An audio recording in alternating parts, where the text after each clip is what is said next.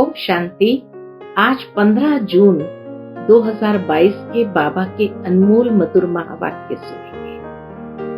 आज की मुरली में बाबा कहे, बच्चे, इस रुद्र ज्ञान यज्ञ में अनेक विघ्न आते हैं, लेकिन तुम बच्चों को कभी भी विघ्नों से डरना नहीं है। धीरज रखना है और धीरज धरते हुए धीरे धीरे विघ्नों को पार करना है। बाबा ने आज एक बहुत सुंदर भविष्यवाणी भी की है कि बच्चे, जैसे जैसे तुम्हारा प्रभाव निकलेगा वैसे सब आकर तुम्हारे चरणों में गिरेंगे, माथा टेकेंगे, बांधेलियों का बंधन टूट जाएगा और वो समझेंगे कि यही एक सही रास्ता है।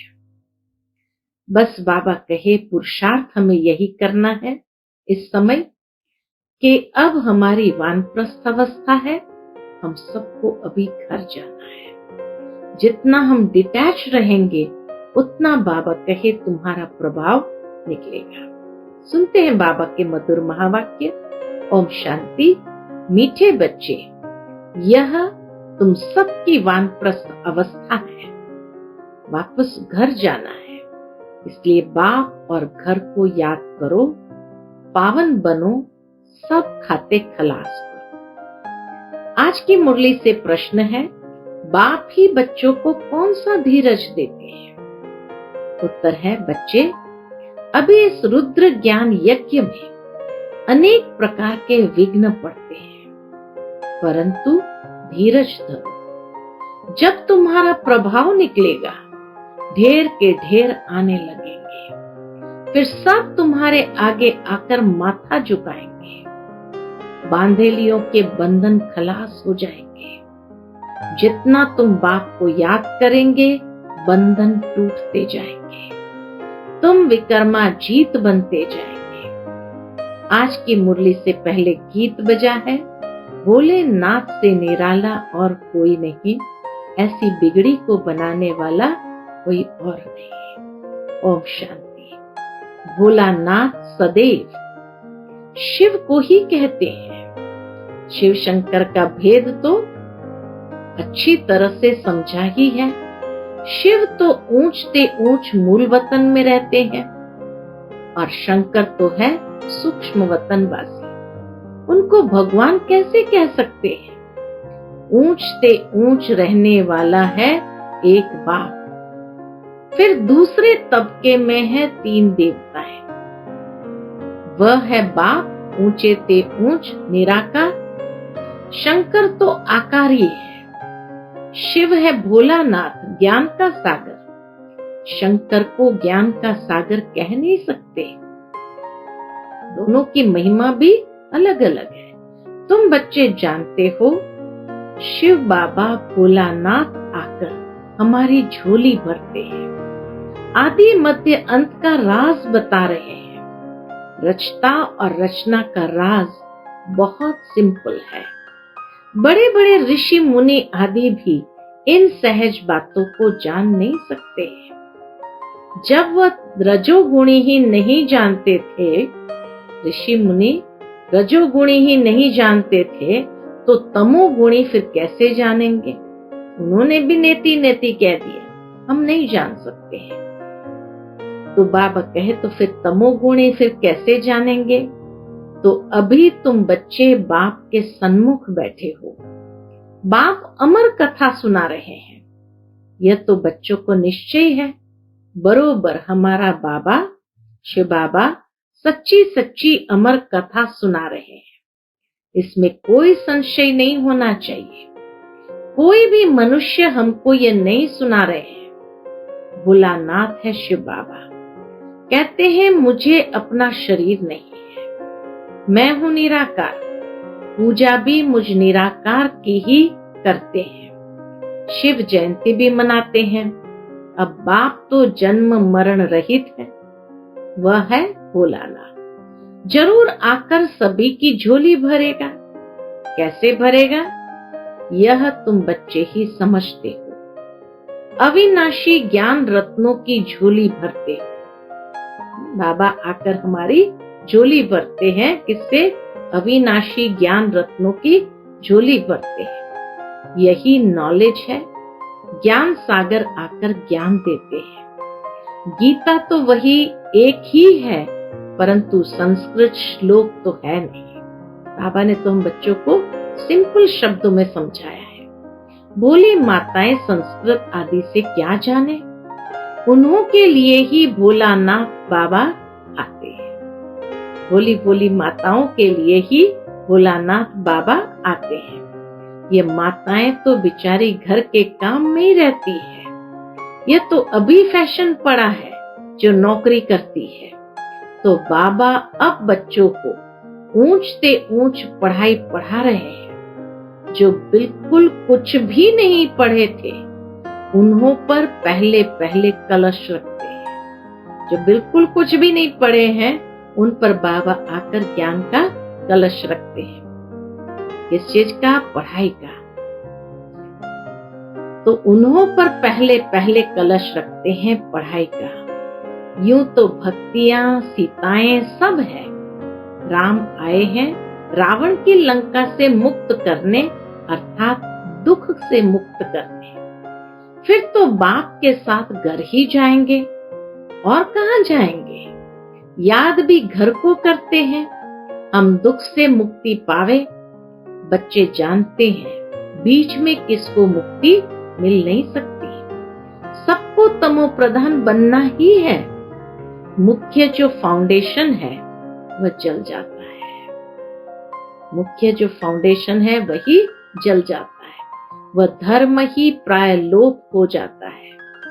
बाकी कुछ प्राय चित्र आदि जाकर रहते हैं। बाबा कहे बाकी कुछ प्राय चित्र आदि जाकर रहते हैं। लक्ष्मी नारायण का चित्र भी गुम हो जाए तो यादगार कैसे मिलेगा? इसलिए वो चित्र आदि रहते हैं। बरोबर जानते हैं देवी देवताएं राज्य करते थे, उन्हों के चित्र भी अभी तक है। बच्चों को इस पर समझाना है। तुम जानते हो लक्ष्मी नारायण बचपन में प्रिंस प्रिंसेस राधे कृष्ण थे, फिर महाराजा महारानी बने हैं। वह है ही सतयुग के मालिक। देवताएं कभी पतित दुनिया में पैर धर सकते हैं। बाबा कहे देवताएं कभी पतित दुनिया में पैर नहीं धर सकते। कृष्ण तो है ही वैकुंठ का प्रिंस।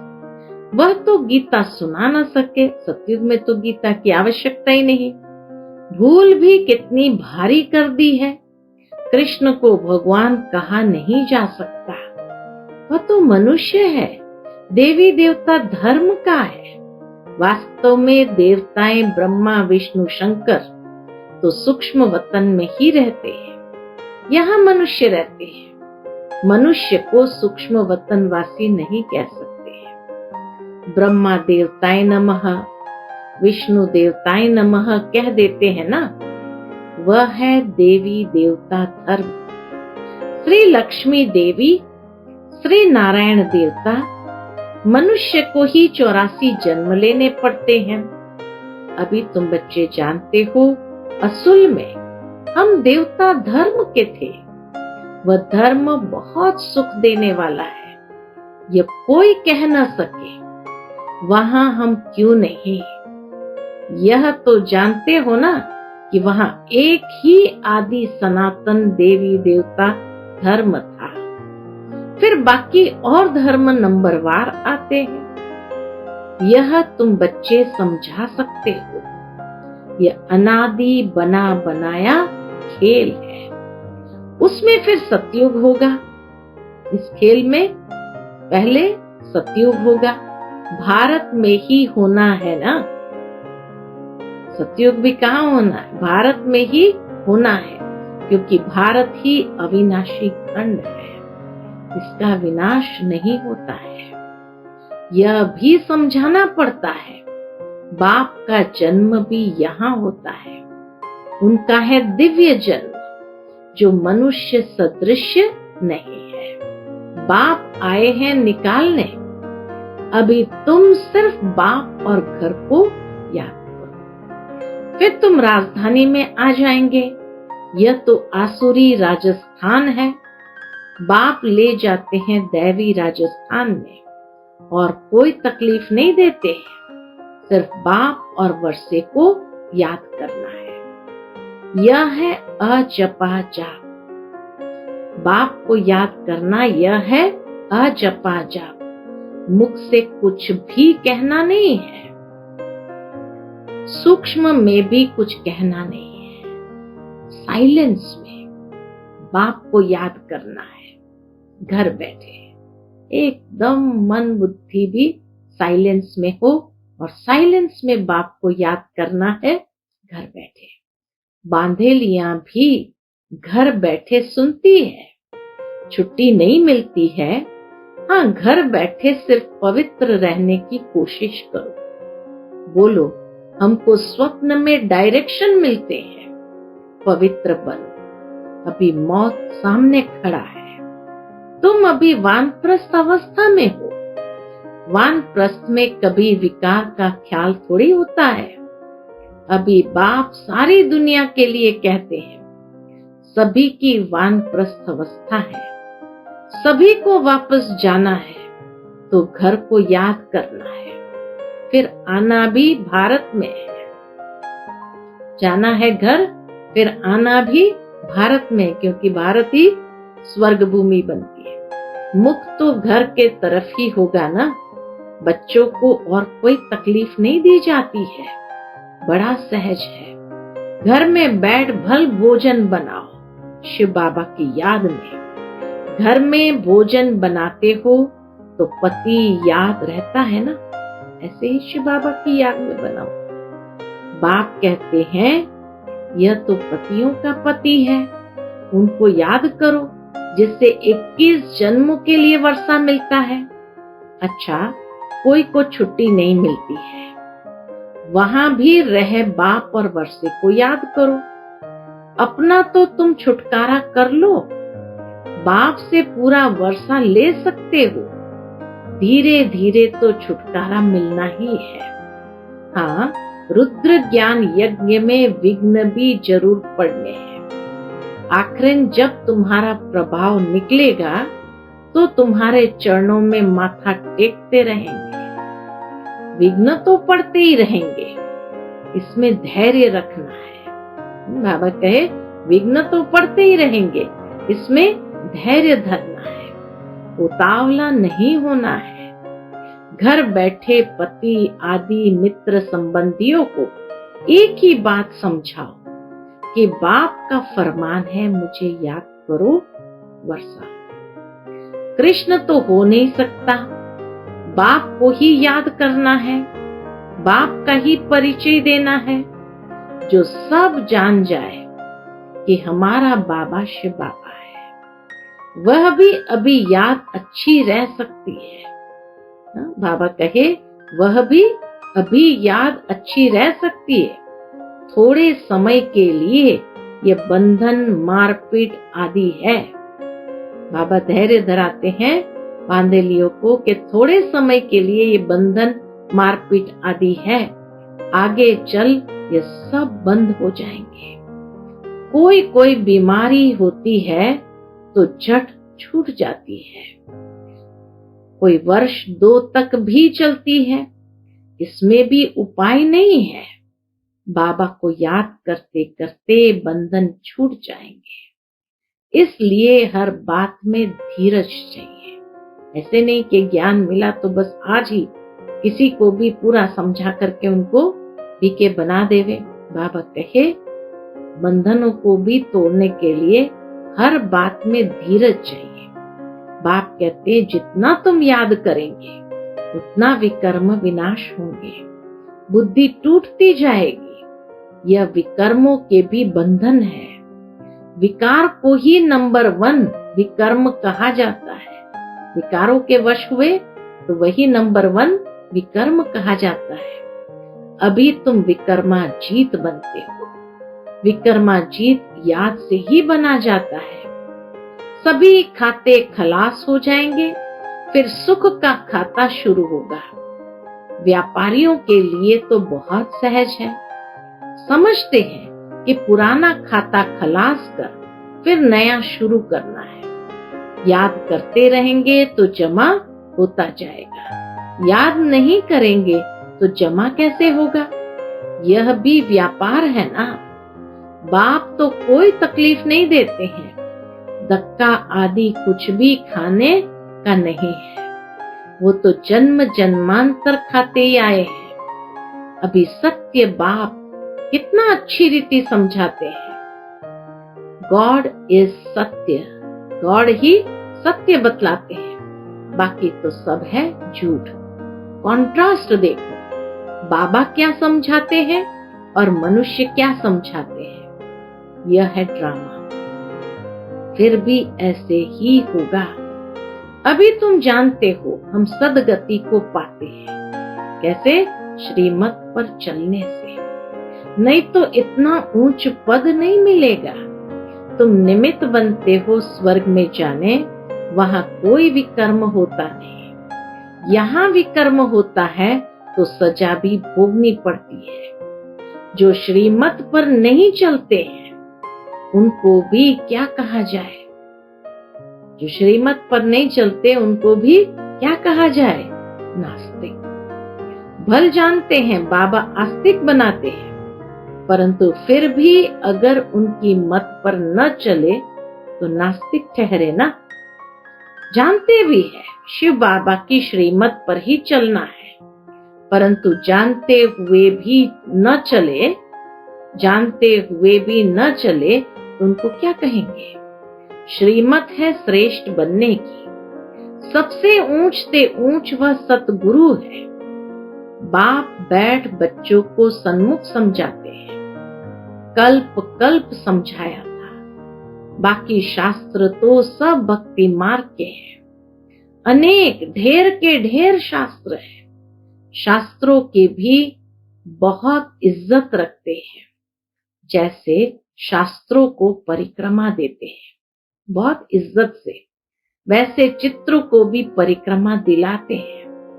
अब बाबा कहते हैं इन सभी को भूल जाओ, एकदम बिंदु जीरो बन जाओ। बिंदी लगा दो और कोई बात नहीं सुनो। बिंदु बन जाओ, बिंदु लगा दो और कोई बात नहीं सुनो। Hear no evil, see no evil, talk no evil. एक बाप के सिवाय दूसरे कोई की बात मत सुनो। अशरीरी बन जाओ।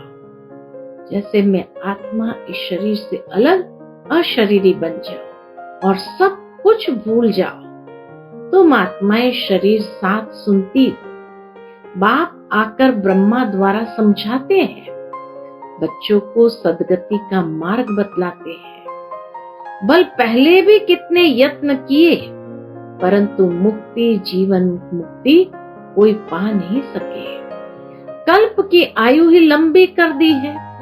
जिनकी तकदीर में होगा तो सुनेगा, तकदीर में नहीं है तो आ न सके।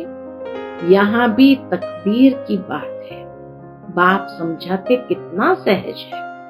कोई कहते हैं हमारा मुख नहीं खुलता है।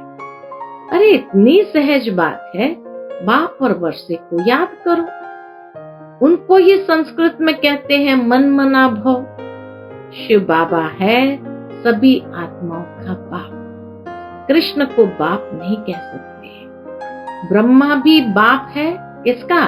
सारी प्रजा का। शिव बाबा बाप है सभी आत्माओं का, बाकी कृष्ण को बाप नहीं कह सकते हैं। आत्माओं का बाप बड़ा या प्रजा का बाप बड़ा? अब सोचो, ब्रह्मा है सब प्रजा का बाप, शिव बाबा है आत्माओं का बाप, तो आत्माओं का बाप बड़ा या प्रजा का बाप बड़ा? बड़े बाबा को याद करने से प्रारब्ध स्वर्ग का वर्षा मिलेगा। आगे तुम्हारे पास बहुत आएंगे। ये बाबा की अभी भविष्यवाणी है कि आगे तुम्हारे पास बहुत आएंगे। जाएंगे कहाँ? आते रहेंगे। जहाँ बहुत लोग जाते हैं तो एक दो को देख बहुत घुस पड़ते हैं। तुम्हारे में भी वृद्धि को पाते रहेंगे। विघ्न कितने भी आए, तो भी वृद्धि रुकने वाली नहीं है। उन खिटपिट से पास होकर अपनी राजधानी तो स्थापन करनी है ना। कितनी भी खिटपिट आए, विघ्न आए, लेकिन बाबा कहे उन खिटपिट से पास होकर अपनी राजधानी तो स्थापन करनी ही है। राम राज्य स्थापन कर रहे हैं। राम राज्य है नई दुनिया। तुम जानते हो, हम अपने ही तन मन धन से भारत को स्वर्ग बना रहे हैं श्रीमत पर। कोई से पहले तुम यह पूछो, परम पिता परमात्मा से तुम्हारा क्या संबंध है? प्रजापिता ब्रह्मा से क्या संबंध है? यह है बेहद का बाप, फिर है बिरादरियां, एक से ही निकली हुई है ना। परम पिता परमात्मा ने प्रजापिता ब्रह्मा द्वारा सृष्टि रची है, अर्थात पतित से पावन बनाया है। दुनिया कुछ भी नहीं जानती। हम सो पूज्य, हम सो पुजारी गाते हैं, परंतु वह फिर भगवान के लिए कह देते हैं। अगर भगवान ही पुजारी बने तो फिर कौन पूज्य बनावे, ये पूछना चाहिए। अगर भगवान ही पुजारी बने फिर कौन पूज्य बनावे? बच्चों को हम सो का अर्थ समझाया है। हम सो शूद्र थे, अब हम सो देवता बन रहे हैं। चक्र को तो याद कर सकते हो ना। गाया भी जाता है, फादर शोज सन, फिर सन शोज फादर। पहले बाप आकर हम बच्चों को ये ज्ञान की राह बताते हैं, फिर इस ज्ञान की राह पर चलकर बच्चे उस बाप का शो करते हैं, बाप को प्रत्यक्ष करते हैं। अच्छा, मीठे मीठे सिकिलते बच्चों प्रति माता पिता बाप दादा का याद प्यार और गुड मॉर्निंग। रूहानी बाप की रूहानी बच्चों को नमस्ते। हम सब रूहानी बच्चों की रूहानी माता पिता बाप दादा को याद प्यार, गुड मॉर्निंग और नमस्ते। नमस्ते, शुक्रिया बाबा, शुक्रिया। आज की मुरली से धारणा के लिए मुख्य सार है। पहली पॉइंट, होशियार व्यापारी बन पुराने सब खाते खलास कर सुख का खाता शुरू करना है। याद में रह विकर्मों के बंधन काटने हैं। धीरज धरना है, उतावला नहीं होना है। दूसरी पॉइंट, घर में बैठ भोजन बनाते हर कर्म करते बाप की याद में रहना है। बाप जो अविनाशी ज्ञान रत्न देते हैं, उनसे अपनी झोली भर दूसरों को दान करना है। आज का बाप दादा का मधुर वरदान हम बच्चों के प्रति है, साक्षी बन माया के खेल को मनोरंजन समझकर देखने वाले मास्टर रचयिता भव। साक्षी बन माया के खेल को मनोरंजन समझकर देखने वाले मास्टर रचयिता भव। माया कितने भी रंग दिखाएं, मैं मायापति हूँ, माया रचना है। मैं मास्टर रचयिता हूँ, स्मृति से माया क्या खेल देखो। मैं मास्टर रचयिता हूँ, माया रचना है। इस स्मृति से माया का खेल देखो। खेल में हार नहीं खाओ। साक्षी बनकर मनोरंजन समझकर देखते चलो तो फर्स्ट नंबर में आ जाएंगे। उनके लिए माया की कोई समस्या नहीं लगेगी। हाँ, जो मनोरंजन समझकर देखते हैं बाबा के, उनके लिए माया की कोई समस्या नहीं लगेगी। कोई क्वेश्चन नहीं होगा। सदा साक्षी और सदा बाप के साथ की स्मृति से विजयी बन जाएंगे। सदा साक्षी और सदा बाप के साथ की स्मृति से विजयी बन जाएंगे। आज का स्लोगन है, मन को शीतल, बुद्धि को रहम दिल और मुख को मृदु यानी मीठा बनाओ। मन को शीतल, बुद्धि को रहम दिल और मुख को मृदु बनाओ। अच्छा, ओम शांति।